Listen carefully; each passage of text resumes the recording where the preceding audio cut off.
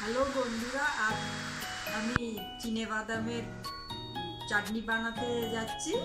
তার জন্য কি কি উপকরণগুলো লাগবে দেখুন আপনারা। চিনেবাদাম, কাঁচা লঙ্কা, কারি পাতা, সর্ষে, নুন, শুকনো লঙ্কা, রসুনের কুচি কোয়া, আর হচ্ছে জিরে আর পেঁয়াজ।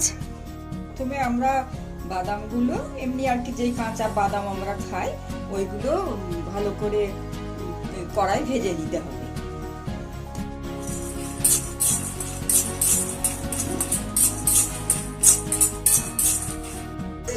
বাদাম ভাজা হয়ে গেছে, এবার আমরা মিক্সিতে ভালো করে সমস্ত নুন, কারিয়া পাক, কাঁচা লঙ্কা এই সমস্ত সব দিয়ে এগুলো আমরা এবার পেস্ট করব। পেঁয়াজ, রসুন যেগুলো দিয়েছিলাম এগুলো এখন প্রত্যেকটাই ভালোভাবে ভাজা হয়ে গেছে। কিছুক্ষণ বলতে এগুলো ঠান্ডা হয়ে গেলে পুরো মিক্সিতে দিয়ে পেস্ট করে নিতে হবে চাটনির জন্য। মিক্সিতে সব দেওয়া হয়ে গেছে, এবার আমি পেস্ট করতে যাব।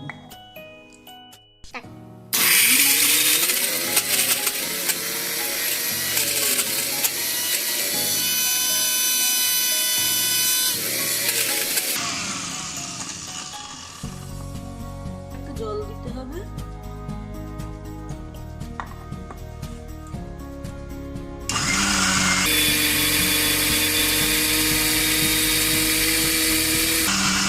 এখন আমি কড়াই তেল দিচ্ছি। এবার এতে সর্ষে, তারপরে কারিয়া পাক, সর্ষেটা একটু হয়ে গেলে এতে কারিয়া পাক দিতে হবে।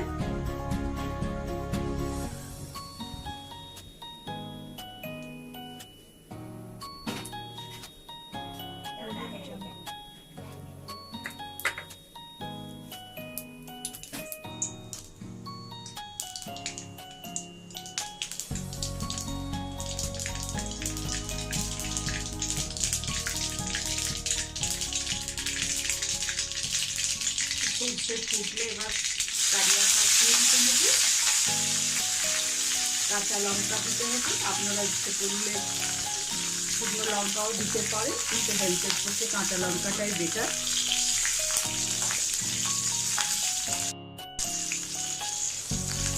একটু সুন্দরভাবে ভাজা হয়ে গেলে চাটনিটা আমি বানিয়ে রেখেছি ওইটা ঢেলে দিতে হবে।